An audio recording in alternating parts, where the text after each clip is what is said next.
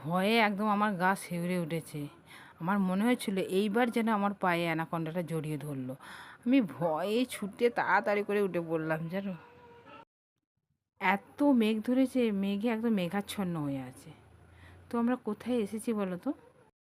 কিসের জন্যই বা এখানে এসেছি আমরা, তো কেন এসেছি আর কেনই আমি এত ভয় খেলাম, তো জানতে গেলে আমার ভিডিওর সাথে তোমাদের সবাইকে থাকতে হবে। তো গুড মর্নিং বন্ধুরা, বলো সবাই কেমন আছো? আশা করছি ভালো আছো, সুস্থ আছো। তোমরা যে যেখান থেকেই দেখছো আমার এই ব্লগটা, তোমাদের সবাইকে অনেক ভালোবাসা। নতুনদেরকেও ভালোবাসা, পুরনোদেরকেও অনেক ভালোবাসা। আর নতুন বন্ধুরা, তোমরা যারা আজকে আমার চ্যানেলে নতুন এসেছো, তোমাদেরকেও অনেক ভালোবাসা। আর তোমরা যারা এখনও পর্যন্ত আমার এই ছোট্ট চ্যানেলটাকে সাবস্ক্রাইব করোনি, প্লিজ তোমরা কিন্তু সাবস্ক্রাইব করে দিও আর পাশে থেকো।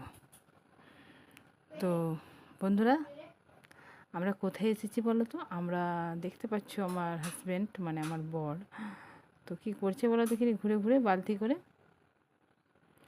তো আমরা এসেছি মাঠে। তোমাদের কিছুদিন আগে বলেছিলাম, কিছুদিন আগে ভিডিও দিয়েছিলাম যে আমাদের জমিতে ধান বসানো হয়, ধান রোয়া হয়নি, তো সেটা দেখতে এসেছিলাম।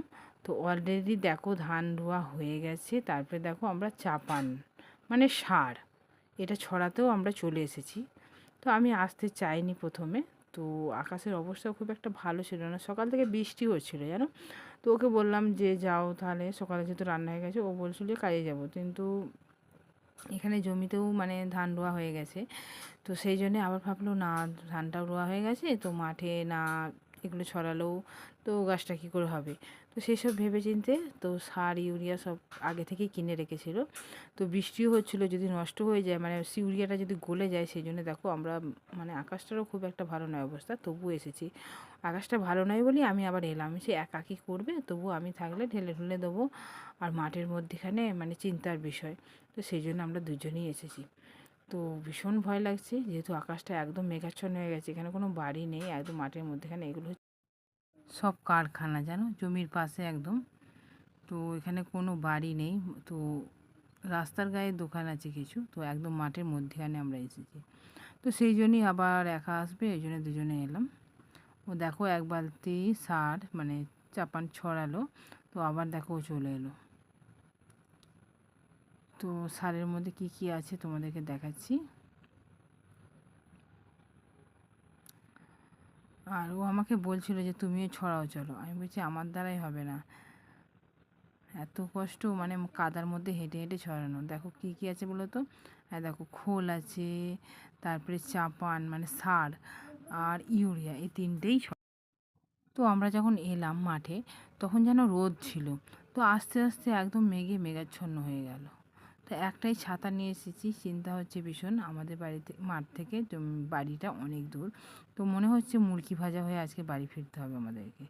জানি না কি হবে, কি আছে কপালে। তো দেখো ও সার ছড়াচ্ছে আর আমাকেও বলছে বারবার করে চলো, যখন আকাশে মেঘ ধরেছে দুজনে সরিয়ে দিয়ে। আমি কীভাবে ছড়াবো, হয়তো এক কাছে পড়ে যাবে সব বারবার। কোনোদিন আমি এসব কাজ করিনি, তো ওর জন্যই মানে আমাকে আসতে হলো। চিন্তা হচ্ছিল গো ভীষণ যে আসবে একা। তো সেই জন্যই এলাম। মাঠেও দেখো একটা লোকজন নেই, তো সেই জন্যই আবার এলাম। আর এই যে পাশে একটা মিল, ওই দেখো রোডটা,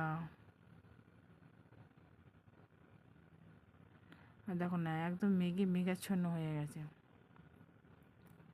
এক্ষুনি মনে হয় বৃষ্টিটা নামবে জানো। তারপরে দেখো একটা জমি ছড়ানো হয়েছে, তো আর একটা এখনও বাকি আছে, কিন্তু মেঘে একদম মেঘাচ্ছন্ন হয়েছে, ভীষণ চিন্তা আছে। আর ও আমাকে বারবার করে বলছে যে চলো তুমিও ছড়াও। তো দুটো বালতি আমরা নিয়ে এসেছি, কিন্তু আমি পারবো না, আমার ভীষণ ভয় লাগছে। তো আমি এসব কাজ কোনো দিনও করিনি। তো যাই হোক, ও বাধ্য করাতে আমি একটুখানি নিয়ে ছড়াচ্ছিলাম, তো পারছিলামই না। তো বারবার বলার পরে আমি একটুখানি সার ছড়ালাম। তারপরে দেখো এই ধান গাছগুলো তো কালকেই বসিয়েছে, কালকে না পরশুদিন বসিয়েছে, তো উঠে গেছে মানে মাটি থেকে উঠে গিয়েছিলো, তো সেইগুলোকে আমি টিপে টিপে বসাচ্ছিলাম। তো আগে আমি বিয়ের পরে আমি আমাদের কাজ মানে আমার নিজেদেরই মানে রুইতে গিয়েছিলাম, এখন আর সেটা করি না, ও আমায় যেতে দেয় না। তো পারি আমি এসব মাঠের কাজ সবই পারি।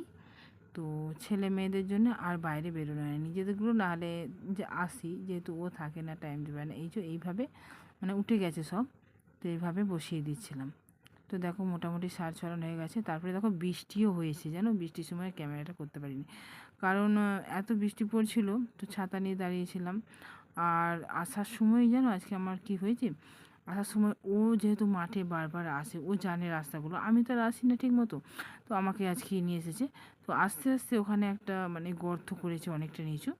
তো আমি ভাবছি এটা আল, মানে শক্ত আল, মানে কাদা হয়ে আছে সেখানটা, এবার কোথা দিয়ে আসবো, জমি দিয়ে না হলে আল দিয়ে। তো আমি যেমনি পা দিয়েছি জানো, আমি একদম এক কোমর নেবে গেছি, আমার কাপড়ে মানে ভর্তি হয়ে গেছে কাদায়, আমি বেরোতে পারছিলাম না। তো অনেক কষ্টে আমাকে টেনে টেনে তোলার মতনই মানে উঠলাম, উঠে তারপরে মানে জমিতে এসে চাপানটা সরানো হলো। একদম কাদায় ভর্তি হয়ে গেছে, কাপড়গুলো পুরো ভিজে গেছে, এত খারাপ লাগছে যে যা বাবা, এত কাদা হয়ে যাব। তারপরে ওকে বললাম, তুমি কেন বললে না আমাকে এখানটা এত গর্ত? তো বলল, ও তুমি মাঠে আসবে, কাদা মাখবে না, তা কখনো হয়? মাছ খাবে, পুকুরে নামবে মাছ ধরতে, তো এরকম একটা কথা আছে না। তো সেসব কথাগুলো আমায় বলছিল বারবার করে। আমি যাই হোক, আমি আর কিছু বলিনি, দেখো খালি পড়ে যাচ্ছি আল থেকে। তো যাই হোক, মানে চাপান টাপান ছড়ানো হয়ে গেছে, জমিতে কাজ মোটামুটি মিটে গেছে। তো চলো এবার বাড়ি ফিরি। এবার বৃষ্টিও থেমে গেছে, ছেলেরা কী করছে জানি না, 12টা 1টা বোধহয় বাজছে। অনেক রাস্তা যেতে হবে, আমার ভীষণ খারাপ লাগছে, যেহেতু আমরা গেট টপকে মানে রেল গেট পার করে যেতে হয় আমাদের বাড়িটা। তো দেখো এইভাবে জমির উপর দিয়ে যাচ্ছি, তাহলে এইভাবে তুমি হাঁটতে পারবে? আমি জানো সে আমাকে বলছে, তুমি কি মদ টদ খেয়েছো নাকি ওইভাবে হাঁটছো? আমি হাঁটতেই পারছি না, জানো এমনিতেই ভারী শরীর, তো এইভাবে হেঁটে যেতে হয়েছে, ভীষণ কষ্ট যে কি বলবো। তোমরা যদি কেউ মাঠে গিয়ে থাকো জানতে পারবে, তোমরা যদি না গিয়ে থাকো তাহলে কি বলবো, বুঝতে পারবে না কষ্টটা কেমন। তো এখন আর পারি না, তো নিজেদের জমিগুলো এইভাবে মাঝে মাঝে আসতে হয় বরের সাথে। আসতে না চাইলেও মানে এই জায়গাটায় পড়ে ঢুকে গিয়েছিলাম, জানো এই যে কাদাটা, এইখানে একটা জায়গা আছে একদম গর্ত করেছে, তো সেই জায়গাটায় ঢুকে গিয়েছিলাম। আর কাপড়টা এভাবে তুলেই নিয়ে আসছি জানো। তো ওকে বলছি মানে এখানটা পার হওয়াও মুশকিল, তোমাদেরকে দেখাচ্ছি, দেখবে কি অবস্থা এখানটা। তো আমার বর দেখো কীভাবে পার হচ্ছে। তো আমি বাবা বলো এইভাবে কাপড় পরে পার হতে যেতে পারি? আমি তো যেতেই পারবো না, অনেকটা নিচু থেকে উঁচু। তো আমাকে বলছে এখান দিয়ে, আমি বলছি না যেতে পারবো না। ও দেখো বালতি নিয়ে, বালতি দিয়ে দিলাম হাতে, তো উঠে গেল। তারপর ফোনটা দিতে পারিনি বলে ফোনটা দিচ্ছিল। তারপরে দেখছো কীভাবে জঙ্গল, মানে এত ভয় লাগছে, মানে এইগুলো পার করে আমাদের জমিতে আসতে হয়। ভীষণ ভয় লাগে যখন মাঠে ঘাটে ও আসে, তো আমি খুব একটা আসি না। তো আজকে আমি এলাম, দেখেছো এখানটা পার করে আবার জল, এত ভয় লাগছিলো। আমি বলছি যা, ও উপর দিয়ে চলে গেছে। তো জল আছে, মানে কাদা নেই, বালি আছে নিচেটা, কিন্তু মনে হচ্ছিলো যেন কিছু সাপ যদি অ্যানাকোন্ডা এসে জড়িয়ে ধরে যায়। আর আমার ভর উপর থেকে না মানে ক্যামেরা করছে, আর আমাকে ভীষণ ভয় দেখাচ্ছে। আর আমি ভয়ে যেন সেই গা হাত পা ঠান্ডা হয়ে যাবার মতো, এমনিতেই ভীষণ ভয় খাই। তো দেখেছো কতটা জল, মানে এইভাবে আমাকে পার হতে হলো, একদম ভিজে গেছি। তো ছুটে তাড়াতাড়ি করে উঠে পড়লাম ভয়ে।